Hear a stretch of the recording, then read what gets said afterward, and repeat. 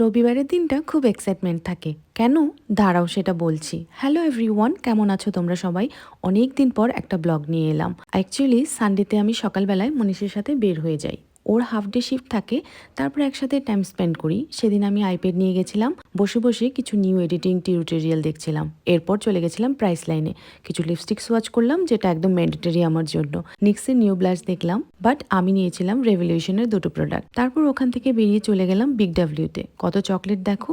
এখানে আসার পর আগের মতো চকলেটের নেশাটা আর একদম নেই। ইদানিং আমার সিরামিকের জিনিসপত্রগুলো ভীষণ ভালো লাগছে। আমি চলে গেছিলাম সেই সেকশনটাতে, আর এই প্লেটটা আমার তো ভীষণ ভালো লেগেছে।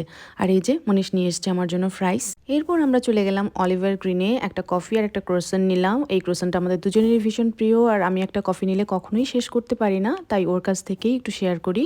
এরপর হাঁটতে হাঁটতে আমরা পার্কে চলে যাই। এত ভালো লাগছিল ওয়েদারটা, কিছু পিক ক্লিক করি, তারপর চলে যাই গ্রসারি শপিং করতে। পিপাসায় গলা শুকিয়ে গেছিল আমার, তাই নিলাম এই ইয়োগার্ট আইসক্রিমটা। এবার বাড়ি যাওয়ার পালা। আর এই যে গাছের ফুলগুলো শুকিয়ে কেমন ইয়েলো হয়ে গেছে দেখো। একটা আইসক্রিম বের করে আমি খেতে শুরু করে দিয়েছি অলরেডি।